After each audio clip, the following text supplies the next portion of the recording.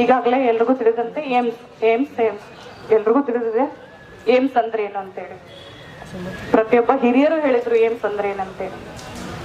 ನಾನು ಕೂಡ ನನ್ನ ಸಣ್ಣ ಮಾತಲ್ಲಿ ಹೇಳ್ತೀನಿ, ಏಮ್ಸ್ ಅಂದ್ರೆ ಇಷ್ಟೇ ನಾವು ತಿಳ್ಕೊಳೋದು ಒಂದೇ ವಿಚಾರ ಅಂದ್ರೆ ಅಡಿಯಿಂದ ಮುಡಿಯವರೆಗೂ ಕೂಡ ಪ್ರತಿಯೊಂದು ಚಿಕಿತ್ಸೆ ಉಚಿತವಾಗಿ ಈ ಸಂಸ್ಥೆ ಬಂದ್ರೆ ನಮ್ಗೆ ಸಿಗುತ್ತೆ ಅನ್ನೋದು. ಅಡಿಯಿಂದ ಮುಡಿಯವರೆಗೂ ಅಂದ್ರೆ ನಮ್ಮ ಒಂದು ಕೂದಲಿಂದ ಹಿಡಿದು ಅಂಗಾಲವರೆಗೂ ಕೂಡ ಏನೇ ರೋಗಗಳು ಬಂದ್ರು ಕೂಡ ಅಲ್ಲಿ ಪ್ರತಿಯೊಂದು ಚಿಕಿತ್ಸೆ ಲಭಿಸ್ತದೆ, ಅದು ಉಚಿತವಾಗಿ.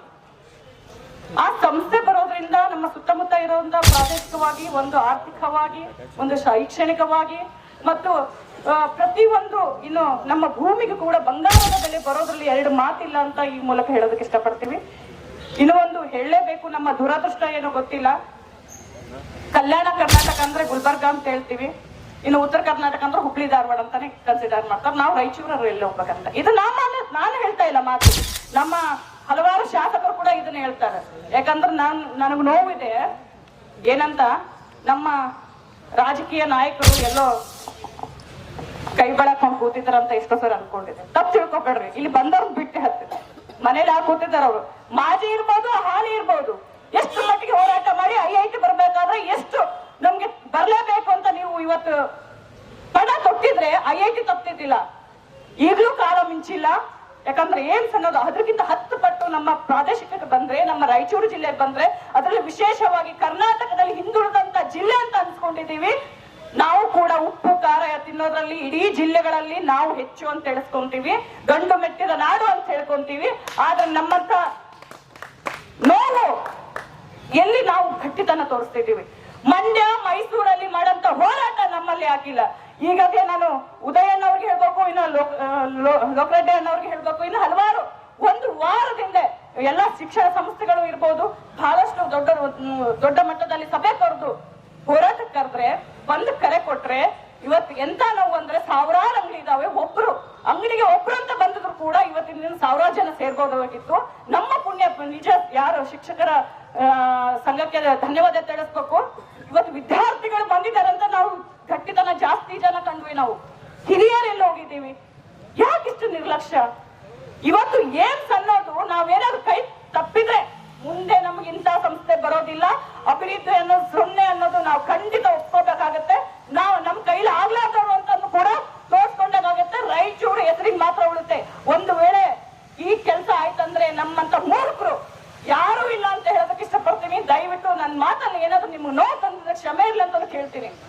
ಏನಾದ್ರೂ ಏನ್ ಸಂಸ್ಥೆ ನಮಗ್ ಬಂದ್ರೆ ರಾಯಚೂರು ಎಲ್ಲಿದೆ ಅಂತ ಇವತ್ತು ಗುರುತಿಸಿದ್ರೆ, ಎಲ್ಲಂತ ಮಂತ್ರಾಲಯ ಪಕ್ಕದಲ್ಲಿ ರಾಯಚೂರು ಇದೆ ಅಂತ ಹೇಳ್ತಾರೆ. ಏಮ್ಸ್ ಬಂದ್ರೆ ಇಡೀ ಏಷ್ಯಾ ಖಂಡದಲ್ಲಿ ರಾಯಚೂರಲ್ಲಿ ಏಮ್ಸ್ ಇರೋದಂತ ಗುರುತಿಸಿ ನಮ್ಮ ರಾಯಚೂರಿಗೆ ದೊಡ್ಡ ಗರಿ ಸಿಗೋದ್ರಲ್ಲಿ ಎರಡು ಮಾತಿಲ್ಲ. ಅದಕ್ಕಾಗಿ ಪ್ರತಿಯೊಬ್ರು ಕೂಡ ಮುಂದಿನ ಹೋರಾಟ, ಇವತ್ತು 1000 ದಿನ ಹೋರಾಟ ಮಾಡ್ತಾ ಇದ್ದಾರೆ ಅಂದ್ರೆ ಅಲ್ಲಿ ಎಲ್ಲಾ ವೇದಿಕೆ ಹತ್ರ ಒಂದ್ಸರಿ ಹೋಗಿ ನೋಡಿ. ದಯವಿಟ್ಟು ಎಷ್ಟು ಜನ ಹೋಗಿದ್ರೆ ಗೊತ್ತಿಲ್ಲ ನನ್ಗೆ. ನಾನು ಕೂಡ ಅದರಲ್ಲಿ ನಿಜ ಹೇಳ್ಬೇಕಂದ್ರೆ ಅವ್ರ ಜೊತೆ ಹೂವಿನ ಜೊತೆ ನಾನು ಕೂಡ ಸ್ವರ್ಗಕ್ಕೆ ಹೋಗಿತ್ತು ನನಗೆ. ನನ್ನ ಕೈಲಾದಷ್ಟು ಕೂಡ ನಾನು ಹೋರಾಟ ಮಾಡಿದೀವಿ, ಪಾದಯಾತ್ರೆ ಮಾಡಿದೀವಿ, ರಕ್ತದಲ್ಲಿ ಪತ್ರ ಬರ್ದಿದೀವಿ ಮತ್ತು ಹಲವಾರು ಹೋರಾಟ, ಸಣ್ಣ ಪುಟ್ಟ ಡೆಲ್ಲಿ ಕೂಡ ಹೋಗಿ ಬಂದಿದಾರ. ಇಷ್ಟೆಲ್ಲ ಆದ್ರೂ ಕೂಡ 1000 ದಿನದ ಹೋರಾಟ.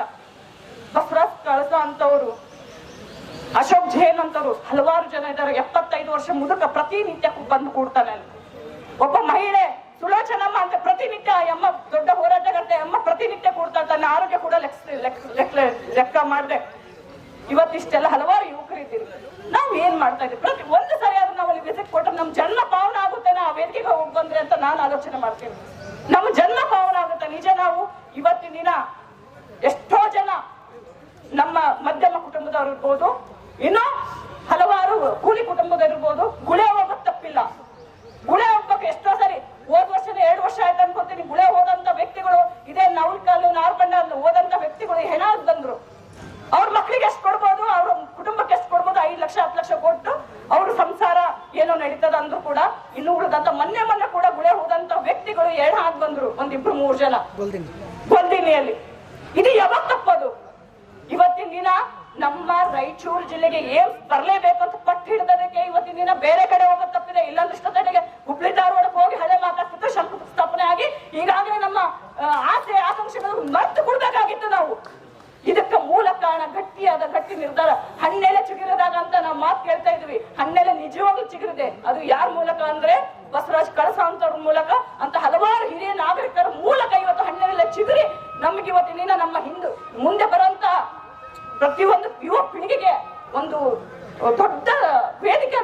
ನಮ್ಮ ಕುಟುಂಬದವರಿಗೆ ಒಂದು ಕೂಲಿ ಕಾರ್ಮಿಕರು ಇರ್ಬೋದು, ಮಧ್ಯ ಕುಟುಂಬದವರಿಗೂ ಕೂಡ ಒಂದು ಹಾದಿ ಹಾಕಿಕೊಟ್ಟಿದ್ದಾರೆ. ಅವ್ರಿಗೂ ನಾವು ಇಲ್ಲಿಂದಲೇ ದೊಡ್ಡ ಸಲ್ಯೂಟ್ ಹೊಡಲೇಬೇಕು, ಅವ್ರಿಗೆ ದೊಡ್ಡ ಚಪ್ಪಾಳೆ ನೀಡಲೇಬೇಕು ಈ ಮೂಲಕ ಅಂತ ಕೇಳ್ತೀನಿ. ದಯವಿಟ್ಟು ಈಗ ಅಣ್ಣವರು, ನಾನು ನೋವಾಗುತ್ತೆ, ಒಂದು ವಾರದಿಂದ ದೊಡ್ಡ ಮಟ್ಟದಲ್ಲಿ ಎಲ್ಲರೂ ಕೂಡ ಸಭೆ ಮಾಡಿದ್ರಿ. ಹೆಂಗಾಯ್ತು ಇವತ್ತಿನ ಕೆಲಸ ಅಂದ್ರೆ ತೂತು ಮಡಿಕೆಗೆ ನೀರನ್ನ ತುಂಬಾ ಕೆಲಸ ಆಗಿದೆ.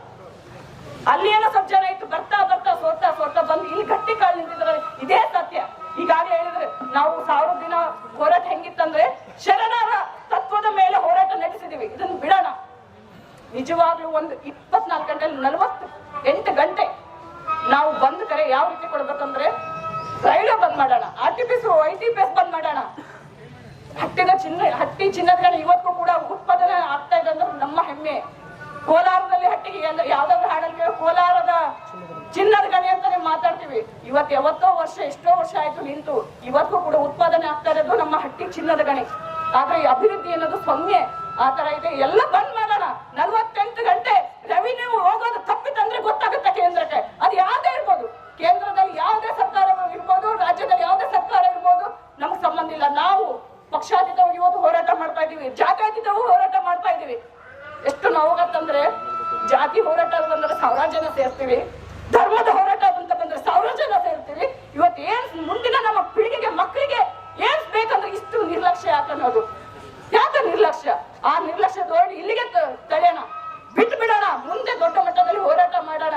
ಮುಂದೆ ಈಗಾಗಲೇ ಲೋಕರೆಡ್ಡಿ ಅವ್ರು ಹೇಳಿದ್ರು ರೈಲ್ವೆ ಬಂದ್ ಮಾಡೋಣ, ನಮ್ಮನ್ನ ಎಷ್ಟು ಜನ ಜೈಲಿಗೆ ಹಾಕ್ತಾರಂತೆ ಹೇಳ್ತಾರೆ. ನಾವು ಅದಕ್ಕೆ ಸಿದ್ಧ ಇದೀವಿ, ಗಟ್ಟಿ ಮನಸ್ಸು ಮಾಡಿದೀವಿ ಅಂತ ಈ ಮೂಲಕ ಹೇಳ್ತಾ, ದಯವಿಟ್ಟು ಇನ್ನು ಮುಂದೆ ಆದ್ರೂ ಅಂದ್ರೆ ಏನು ಪ್ರತಿ ಮನೆಗೂ ತಿಳಿಸೋ ಕೆಲಸ ಮಾಡೋಣ. ಇವತ್ತಿನ ಕಾರ್ಯ ಇಷ್ಟು ಜನ ಬಂದಿದ್ದಾರಲ್ಲ, ನಿಮ್ಮೆಲ್ಲರಿಗೂ ಕೂಡ ಪಾದಕ್ಕೆ ನಮಸ್ಕರಿಸುತ್ತಾ ನನ್ನ ಮಾತುಗಳಲ್ಲಿ ಯಾರಿಗಾದ್ರೂ ನೋವು ಕೊಟ್ಟಿರ್ತೀವಿ, ಕ್ಷಮೆ ಇರಲಿ. ಜಾತ್ಯತೀತವಾಗಿ ಪಕ್ಷಾತೀತವಾಗಿ ಅಂತ ಹೇಳಿದ್ರೆ JDS ಆಗ್ಲಿ, ಕಾಂಗ್ರೆಸ್ ಆಗ್ಲಿ, BJP ಅವರಾಗ್ಲಿ ಎಲ್ಲರೂ ಕೂಡ ತನುಮನದಿಂದ ಬಂದಿದ್ದೀರಿ. ಧನ ಸಹಾಯ ಕೂಡ ಎಲ್ಲರೂ ಮಾಡದೆ ಇಷ್ಟು ಕಾರ್ಯಕ್ರಮ ಆಗೋಕ್ಕೆ ಸಾಧ್ಯನೇ ಇಲ್ಲ. ಎಲ್ಲರಿಗೂ ಕೂಡ ನನ್ನ ಶಿರವಾಗಿ ನಮಿಸುತ್ತಾ, ಜೈ ಜವಾನ್ ಜೈ ಕಿಸಾನ್.